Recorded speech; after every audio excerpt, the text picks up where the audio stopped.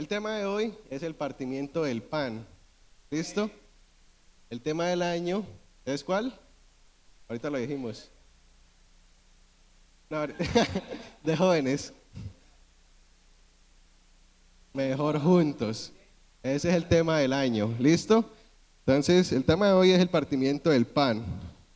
Entonces, eh, bueno, levanten la mano. ¿Quiénes creen que Jesús le gustaba comer? Claro, como a todos, ¿no? Ajá. Y escrita. Entonces, así como a Jesús le gustaba compartir con sus discípulos, ¿cierto? Como con sus amigos. ¿Por qué creen que para qué era? ¿Por qué creen que cada rato se reunían a compartir?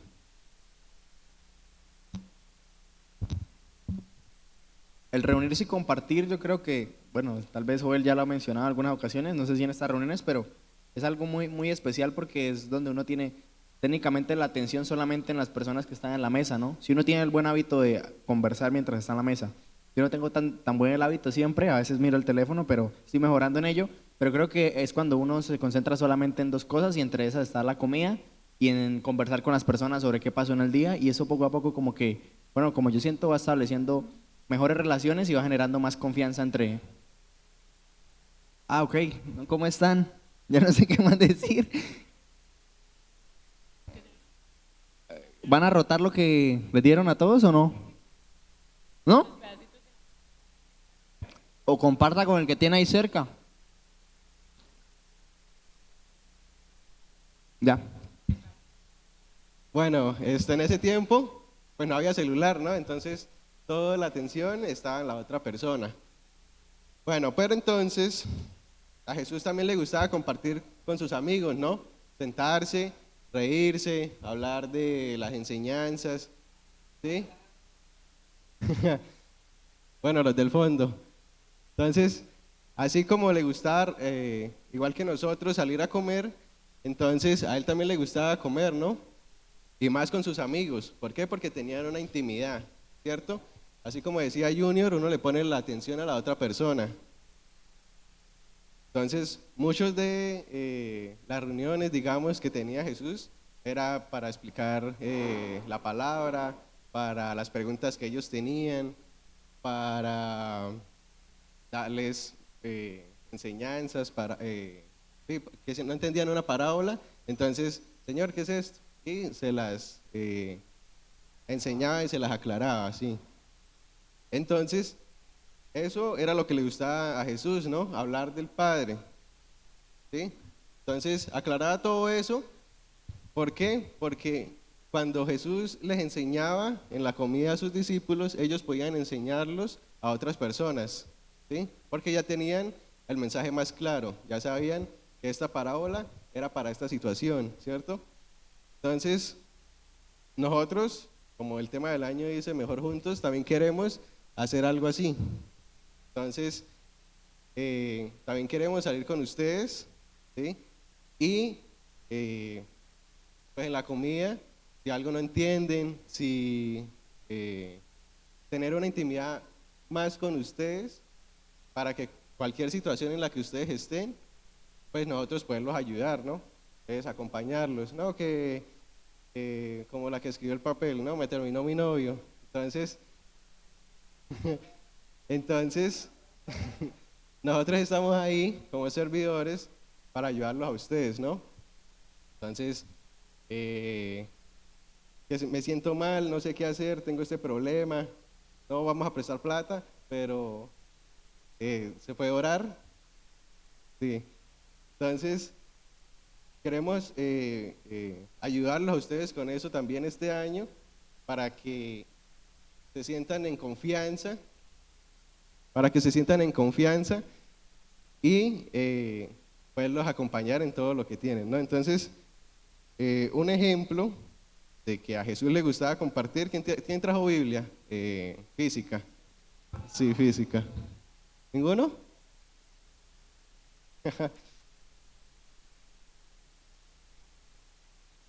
Bueno, entonces, el que me lea.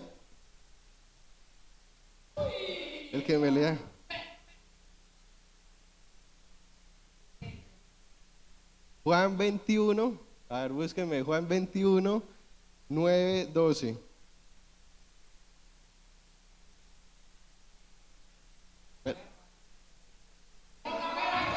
es una versión. Eso es una versión. TLA. ¿El 21 qué? Juan 21, 9 a 12.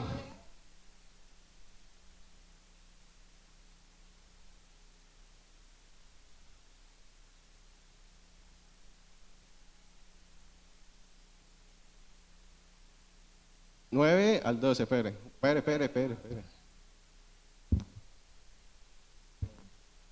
Cuando llegaron a tierra firme vieron una fogata con un pescado encima y pan. Jesús les dijo, traigan algunos de los pescados que acaban de sacar. Simón Pedro subió a la barca y arrastró la red hasta la playa. Estaba repleta pues tenía 153 pescados grandes. A pesar de tantos pescados, la red no se rompió. Jesús les dijo, vengan a desayunar. Ninguno de los discípulos se atrevía a preguntarle quién era. Bien sabían que era el Señor Jesús. ¿Sí? Entonces, al final decía que era para qué, para desayunar, ¿cierto? Entonces, imagínense ustedes, ¿sí? Que, digamos, estar en esa situación, Jesús se muere, ¿cierto? Y se les aparece a los discípulos y lo primero que hacen es desayunar. ¿Sí? Entonces,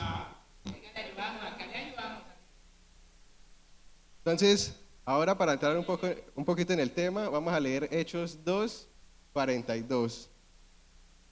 Levanta la mano.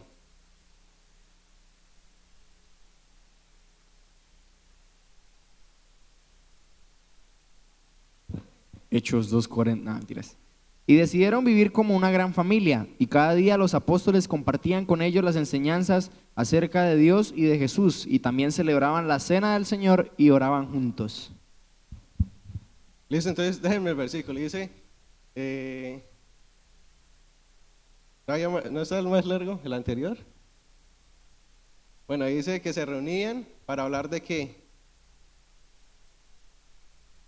de las enseñanzas. Se reunían para hablar de las enseñanzas, ¿como qué? Como una gran familia.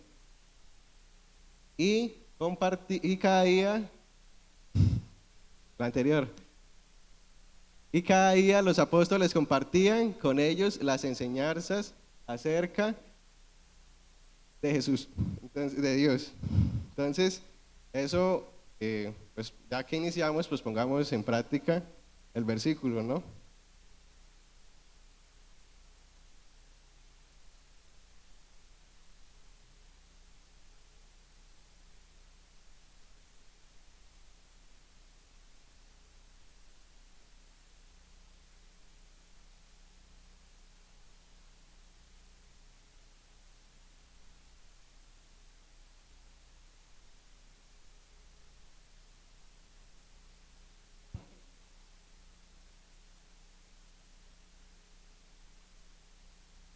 No se lo coman todavía.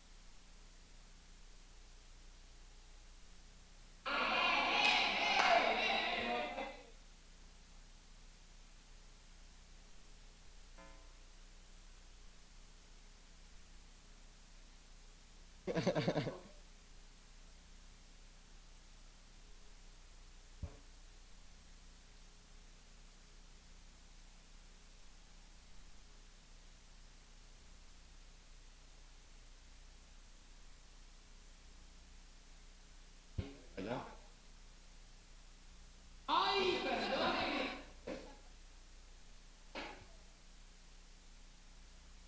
Está acostumbrada.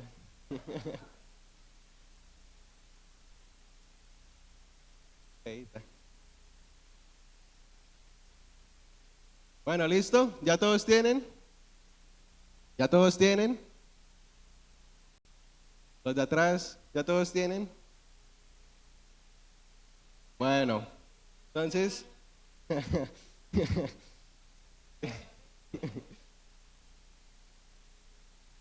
bueno, entonces, ¿qué decía el versículo? Otra vez.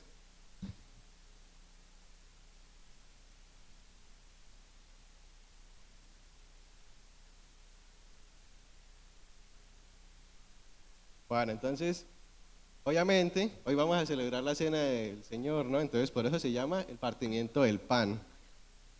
Sí, entonces, vamos a orar por la comida, ¿no? Entonces, entonces, vamos a cerrar los ojos y vamos a orar. Entonces, Señor Jesús, gracias por estos momentos, gracias porque podemos tener estos espacios donde podemos, como dice tu palabra, comer, compartir, hablar sobre ti, sobre las enseñanzas, para seguir estando en tu presencia. Entonces, bendice todo lo que vamos a hacer hoy, en el nombre de Jesús, amén. ¿Listo? Entonces ya pueden comer la galleta, sí.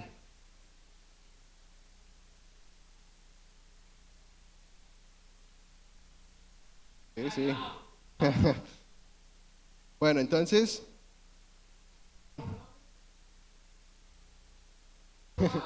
vamos a iniciar, ¿listo? Entonces, Primera de Corintios 11, 23, 26. Me levantan la mano para darles el micrófono. Primera de Corintios 11, 23, 26.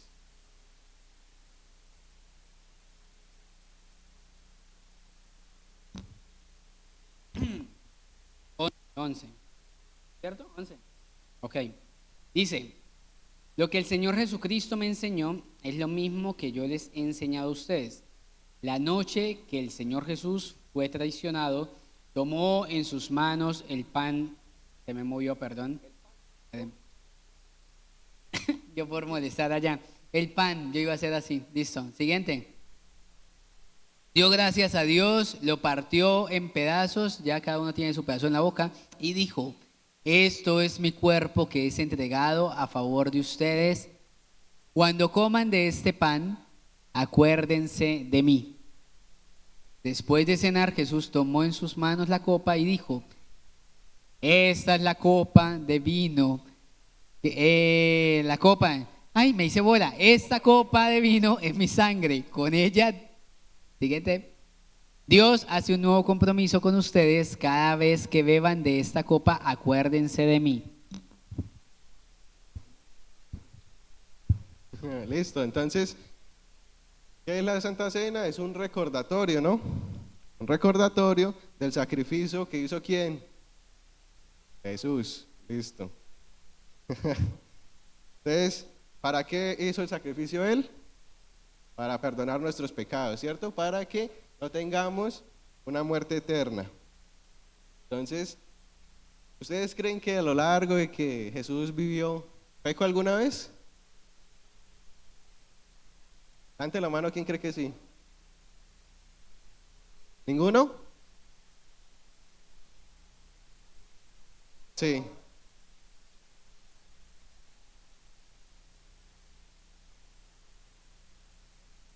Bueno, entonces en la Biblia, si Jesús hubiera pecado, pues hubiera dicho, hubiera estado escrito, ¿no? Si Jesús hubiera pecado, yo creo que hubiera estado escrito que Jesús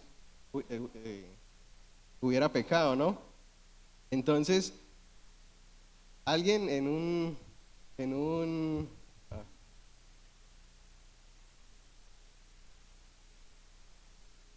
alguien en una salida, pues mencionó que ¿por qué teníamos que pagar el bien?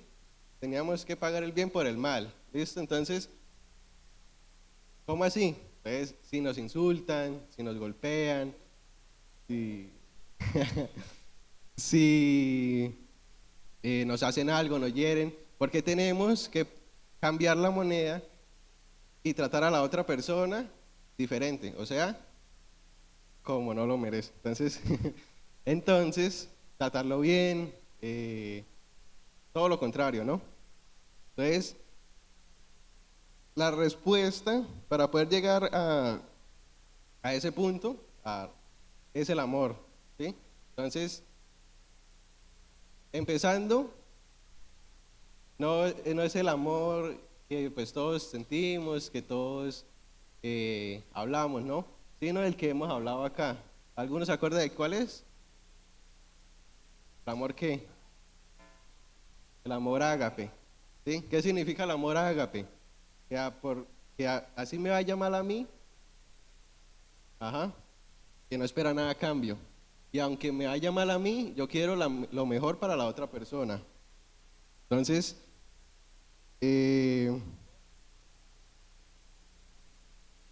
Miren que, ahora no me acuerdo si fue esta mañana o ayer, veía, imagínense, digamos que esto es una torre de cemento, ladrillo, ¿no? A un lado había una chica, al otro lado había un chico. Cada uno estaba tirando una cabullita. Y decía que el amor es que aún teniendo la capacidad de destruir al otro, uno no lo hace.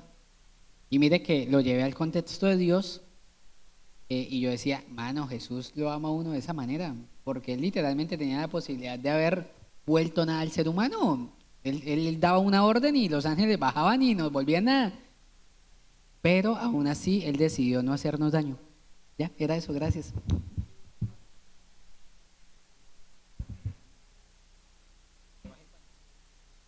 El panderito. No mentiras, esto hace unos días escuchaba algo que me decía mi papá. Tuve que llevarlo como a las 4:30 de la mañana que se iba de viaje y yo a esa hora medio dormido, él me estaba hablando y yo como que habían cosas que no le entendía muy bien por el sueño, pero pues en medio de todo él siempre me va diciendo como cosas, como cuñas sociales, por así decirlo. Y me decía, ¿usted cómo entiende el pasaje cuando Jesús dice que el que quiere ser mi discípulo nieguese a sí mismo, tome su cruz y sígame? Y dije, pues justamente renunciar a lo que quiere uno. Y él dijo, es simbólico porque cuando alguien va a la cruz, pero si nos ponemos a pensar específicamente en Jesús, cuando Jesús fue a la cruz, pues cuando uno está crucificado, pues puede mirar para la izquierda, para la derecha, pero no puede mirar para atrás. Entonces creo que ese es el tipo de amor que Dios esperaría que tuviéramos, ¿no? No solamente hacia Él, sino hacia las demás personas. No mirar qué fue lo que me hizo la persona en el pasado y no mirar para atrás, sino mirar a lo que puedo ver mis ojos. Gracias, me lo merezco. Bueno, entonces, tenemos que cambiar la situación, ¿cierto? Con la persona. Entonces, gracias por los aportes. Y para poder perdonar se necesita amor, ¿sí? Porque no podemos perdonar sin amor, ¿cierto? Porque imagínense, bueno, yo pequé, ¿listo? Entonces Jesús dice, bueno, yo lo perdono, pero no lo amo, ¿cierto? Entonces, él está perdonado, pero ya se olvida de mí. ¿Por qué? Porque no está pendiente de mí, ya no le intereso, ¿cierto? Porque eso es el amor ágape. Entonces, para perdonar se necesita amor. Entonces, así como ella decía Julenson, Jesús tenía tanto amor que cuando, lo maltrataron, le pegaron, lo escupieron, le dieron con el látigo, le pusieron la corona de espinas, ¿sí? Lo colgaron, ajá. Entonces, tanto amor tenía Jesús por nosotros, hasta por las personas que le estaban haciendo eso, que los perdonó, ¿cierto? Para eso murió. Entonces, ahora imagínense que Jesús, como decía John Lenson, estuviera ahí en la cruz, crucificado, y hubiera dicho, ¡ya! ¿Sí? Entonces, ya, yo los perdono, y ustedes siguen cayendo con la misma piedra, ¿cierto? Y se hubiera bajado de la cruz y nos hubiera matado a todos, ¿cierto? Porque ¿qué lo detenía a él hacer eso? Nada, ¿cierto? Entonces, para responder esa pregunta de poder pagar para que cuando nos hagan daño, pagar con bien, entonces la respuesta es tener amor, ¿cierto? En eso se basa Jesús. Eso era Jesús, amor. ¿sí? Entonces, cuando nos hagan algo, cuando, digamos, hay alguna injusticia, ¿qué es lo que tenemos que hacer? Amor y perdonar. Entonces, ¿por qué? Porque eso hizo Jesús, ¿sí? O sea, si Jesús, todo lo que le hicieron, y aún así nos perdonó, entonces si a nosotros nos insultan, ¿por qué? ¿Cuál es la comparación? ¿Sí? De aquí de la de Jesús, de todo el maltrato que recibió, ¿cierto? Entonces, Jesús, como había dicho al principio, nunca pecó, ¿cierto? Entonces, y se crucificó como un pecador. ¿Por qué? Porque sacaron al que estaba Barrabás y metieron a Jesús, ¿cierto? Entonces, Jesús murió como un pecador por todos nuestros pecados, ¿sí? Entonces, cualquier pecado que estén cometiendo, pues Jesús murió por eso, para poderlos perdonar. Entonces, mira, yo por ejemplo, una anécdota, es que pues yo estudié en un grupo y a veces vamos a las correccionales, ¿no? Entonces, esa gente nunca, su ambiente nunca ha sido de amor, ¿cierto? Entonces, nacen en un ambiente donde los papás pelean, en un ambiente donde los amigos fuman, un ambiente donde siempre hay una discusión, toda la familia no es unida, ¿cierto? Entonces, en la correccional hay mucho niño que ha cometido, pues, están allá por cometer crímenes, ¿no? Entonces, niños de 15, 18 años, ¿sí? Y nunca, digamos, han tenido esa oportunidad de sentir amor, ¿sí? Porque todo el mundo, o sea, aunque estuvo mal lo que hicieron, todo el mundo lo juzga, ¿cierto? Entonces, salen a la calle y no pueden conseguir trabajo, no pueden tener una amistad con una persona digna, ¿cierto? ¿Por qué? Porque siempre ha estado en un ambiente que, digamos, sale de la correccional y va a la casa. En la casa que hay un barrio peligroso, obviamente allá no hay gente, digamos,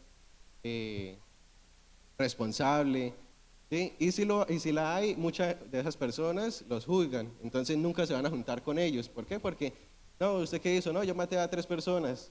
O yo, así eran así eran las testimonios. Sí, así eran los testimonios. Por ejemplo, hubo uno donde había visto como a la novia y entonces mató al man con el que estaba la novia y estaba ahí. Otro mató a los papás. ¿Sí? Sí, sí. Entonces otro mató a los papás. eh, por ejemplo, hubo uno donde sí, digamos, pudimos ver el cambio. ¿Por qué? Porque el ambiente de él era pesado. Entonces él se metía ácidos y pues droga. Entonces un día pues dijo, pues yo ya estoy cansado de esto. ¿Sí? Entonces porque eso lo hacía para salir de ese ambiente. Entonces un día dijo, yo ya no lo quiero hacer. Entonces, digamos, se comprometió y estuvo un tiempo sobrio. Entonces, listo. Obviamente en ese tiempo, pues como ya no podía salir de ese ambiente, si yo ya lo estaba viviendo, entonces ya se estaba dando cuenta de todos los problemas que tenía, ¿sí? De los problemas del papá, de la mamá, del hermano. Entonces, claro, él se cansó y un día, pues los amigos que tenía, lo invitaron a la calle, ¿sí? Pues él no tenía nada que hacer, salió, entonces le dijeron, mire, métase esto, entonces tuvo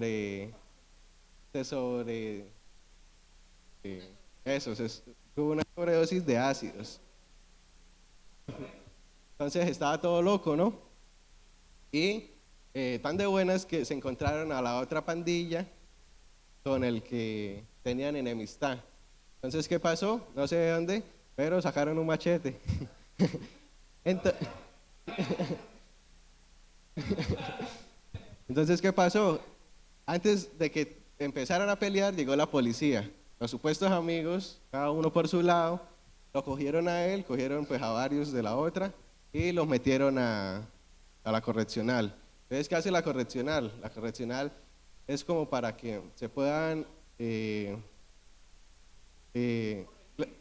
pues sí, corregir, pero es para que dejen de drogarse, ¿sí? Entonces, y reeducarse, porque obviamente una persona así no puede estar en un ambiente sano, porque tiene, sí, porque tiene mañas, tiene cosas que, digamos, en una sociedad normal, pues no pasa.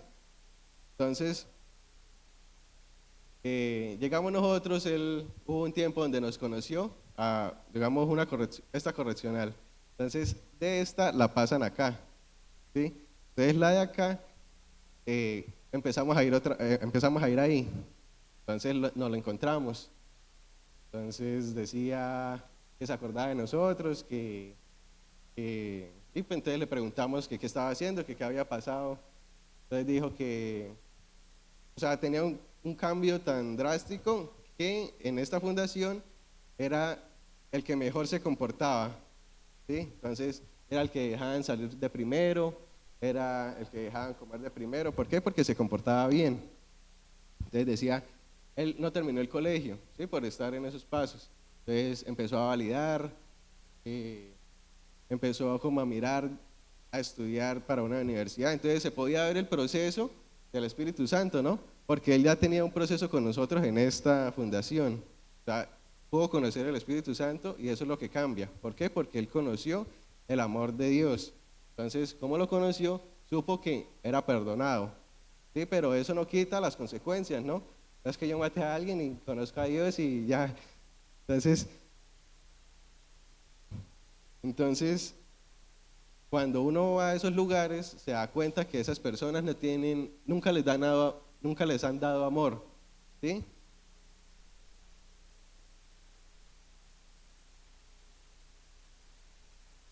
¿Por qué? Porque cuando se hace una administración allá, obviamente no somos el único grupo que vamos, ¿no? Van gente católica, van motivadores, van, pues, ¿cómo? Entonces va mucho grupo, ¿cierto? Pero muchas personas llevan solo la palabra, ¿sí? Pero no hacen ministración. Entonces, ¿eso qué pasa?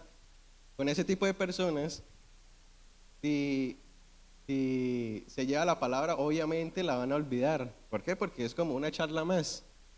¿Sí? Ya han tenido 70 charlas atrás de Jesús, obviamente así no es el cambio. Entonces, cuando se hace la administración, es donde actúa el Espíritu Santo, donde los puede tocar, donde los puede hacer entender que son perdonados, que tienen un propósito, que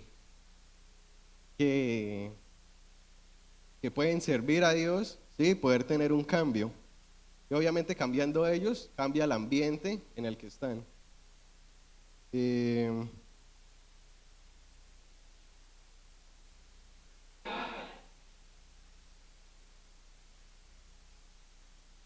Entonces, por eso,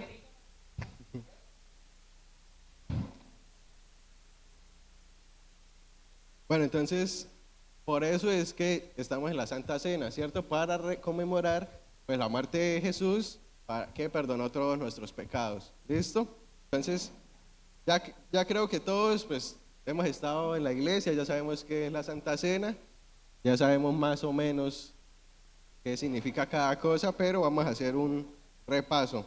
Entonces, ¿qué es la Santa Cena? Es un pacto que nos recuerda la sangre que Jesús derramó para perdonar nuestros pecados. Y entonces vamos a leer otra vez Primera de Corintios 11, 27, 34. Me levanta la mano para darles el micrófono.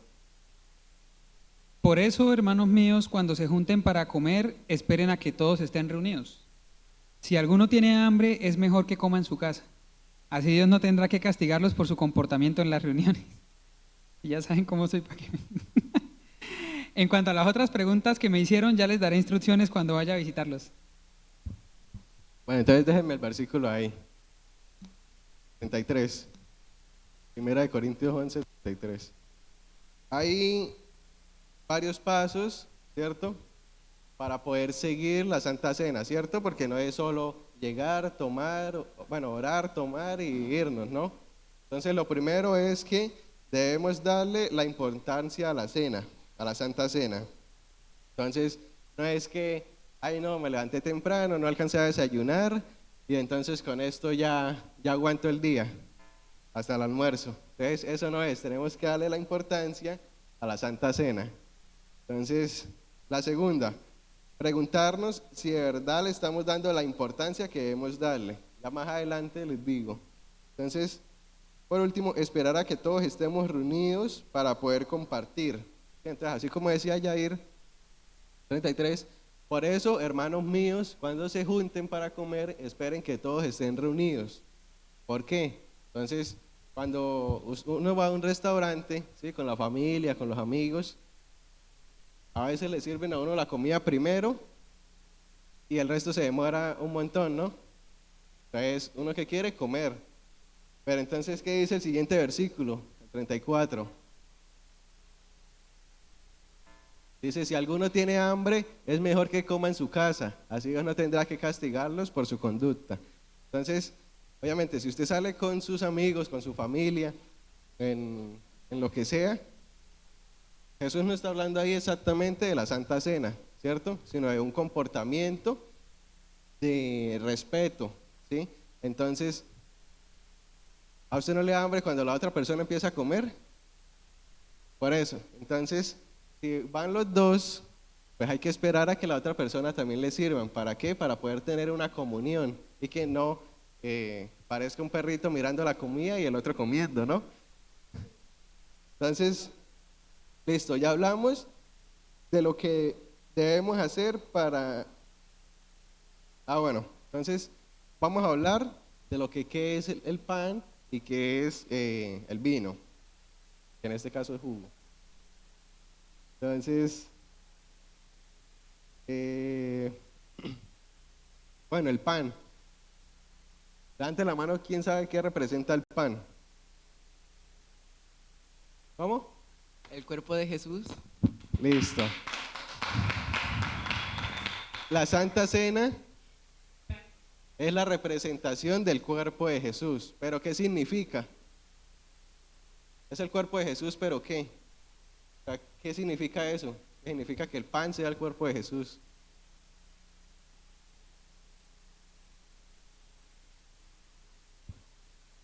Molido por nuestros pecados. Que el cuerpo de Jesús fue molido por nuestros pecados. Entonces, fue golpeado. Esto significa que todos los pecados que tenemos, Jesús los tomó para podernos hacernos libres. ¿Cierto? Entonces, ¿el vino qué representa? La sangre de Jesús. ¿Y qué significa que el vino represente la sangre de Jesús?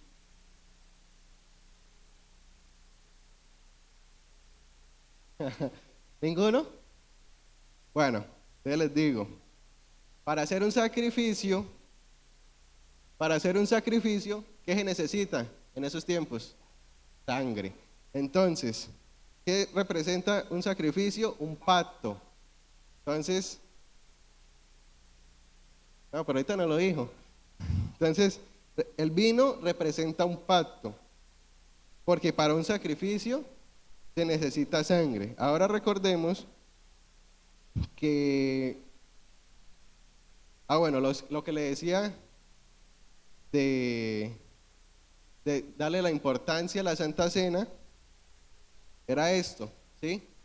En un sacrificio, usted no puede empezar a reírse, hay que tener respeto, ¿cierto? ¿Por qué? Porque es un pacto serio, es un pacto donde Jesús murió por nosotros para tomar nuestros pecados. Es un compromiso que hacemos, es un compromiso que Dios hace con nosotros. ¿Cuál es el compromiso?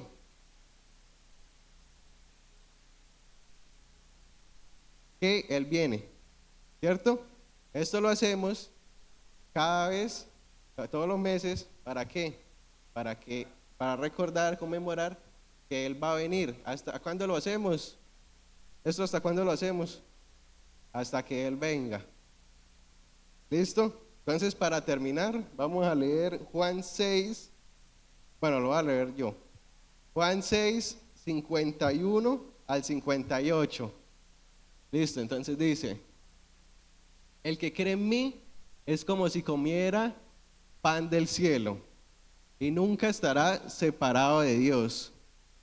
Yo me he bajado del cielo y puedo hacer que todos tengan vida eterna. Yo moriré para dar esa vida a los que creen en mí. Por eso les digo que mi cuerpo es ese pan que da vida. El que lo coma tendrá vida eterna. Jesús les dijo: yo soy el Hijo del Hombre y les aseguro que si ustedes no comen mi cuerpo ni beben mi sangre, no tendrán vida eterna. El que come mi cuerpo y bebe mi sangre tendrá vida eterna. Cuando llegue el fin del mundo, yo lo resucitaré. Mi cuerpo es la comida verdadera y mi sangre es la bebida verdadera. El que no come mi cuerpo y bebe mi sangre vive unido a mí y yo unido a él. Mi Padre, el Dios de la vida, fue el que me envió y me dio vida, pues tienen poder para darla. Por eso, todo el que coma mi cuerpo tendrá vida eterna. Yo soy el pan que bajó del cielo y el que cree en mí tendrá vida eterna. Yo no soy como el pan que comieron sus antepasados, que murieron a pesar de haberlo comido. ¿Sí? Porque dice que Jesús, que si comemos esto, podemos entrar al reino de los cielos. Porque cada vez que lo comemos estamos haciendo un pacto. ¿Sí? Entonces, un pacto donde está la sangre de Jesús, ¿sí? Que fue el sacrificio que hizo, y el cuerpo, donde todos los pecados los tuvo Él para para que nosotros no tengamos una muerte eterna. ¿Listo?